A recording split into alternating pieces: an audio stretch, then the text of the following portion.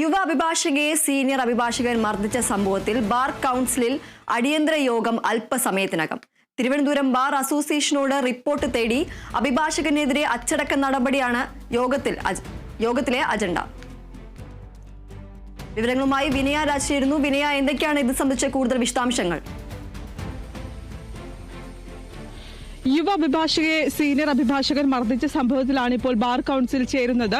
പ്രധാനമായും ഈ അഭിഭാഷകനെതിരെ നടപടി സ്വീകരിക്കണമെന്ന് ആവശ്യപ്പെട്ടുകൊണ്ട് കഴിഞ്ഞ ദിവസം ബാർ കൗൺസിലിന് പരാതി നൽകിയിരുന്നു. ഈ സാഹചര്യത്തിലാണ് ഇപ്പോൾ അടിയന്തരമായ ഒരു ബാർ കൗൺസിൽ യോഗം ചേരുന്നത്. ഇതിനു മുന്നോടിയായി തന്നെ തിരുവനന്തപുരം ബാർ കൗൺസിലിനോട് റിപ്പോർട്ട് അടക്കം തേടിയിട്ടുണ്ടായിരുന്നു. ഈ റിപ്പോർട്ടിന്റെ അടിസ്ഥാനത്തിലായിരിക്കും ഈ ഒരു നടപടി അടക്കം സ്വീകരിക്കുക എന്നാണ് മനസ്സിലാക്കുന്നത്.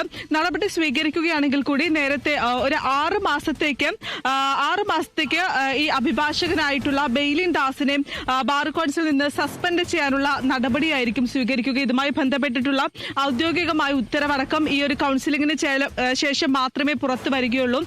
ഓൺലൈനായിട്ടാണ് ഈ യോഗം ചേരുന്നത് എന്നാണ് പ്രധാനമായും മനസ്സിലാക്കുന്നത്. നേരത്തെ തന്നെ ബെയിലിൻ ദാസിനെതിരെ ഒരു നടപടി സ്വീകരിക്കുന്ന സാഹചര്യമുണ്ടായിരുന്നു. ബെയിലിൻ ദാസിനെ തിരുവനന്തപുരം ബാർ കൗൺസിലിൽ നിന്ന് സസ്പെൻഡ് ചെയ്യുന്ന നടപടി അടക്കമുണ്ടായിരുന്നു. ഇതിന് പിന്നാലെയാണ് ഇപ്പോൾ ബാർ കൗൺസിലും ഒരു നടപടി സ്വീകരിക്കുന്നതിന് വേണ്ടി അടിയന്തരമായിട്ടുള്ള ഒരു യോഗം ചേരുന്നത്. ഈ യോഗത്തിന് ശേഷമായിരിക്കും എന്തായിരിക്കും നടപടി സ്വീകരിക്കുക എന്നതിൽ ഒരു വ്യക്തമായിട്ടുള്ള ധാരണ എന്തായാലും ഉണ്ടാവുകയുള്ളൂ. നേരത്തെ കഴിഞ്ഞ ദിവസം ഇതുമായി ബന്ധപ്പെട്ടുകൊണ്ട് തന്നെ ഈ അഭിഭാഷകനെതിരെ നടപടി സ്വീകരിക്കണമെന്നാവശ്യപ്പെട്ട് ഈ വനിതാ അഭിഭാഷക ബാർ കൗൺസിലിന് പരാതി നൽകുന്നൊരു സാഹചര്യം ഉണ്ടായിരുന്നു. അതിൽ പ്രധാനമായും ഉന്നയിച്ചിട്ടുണ്ടായിരുന്നത് സീനിയർ അഭിഭാഷകനെതിരെ നടപടി സ്വീകരിക്കണമെന്നായിരുന്നു ഉന്നയിച്ചിട്ടുണ്ടായിരുന്ന പ്രധാനപ്പെട്ട ഒരു കാര്യമെന്ന് പറയുന്നത്.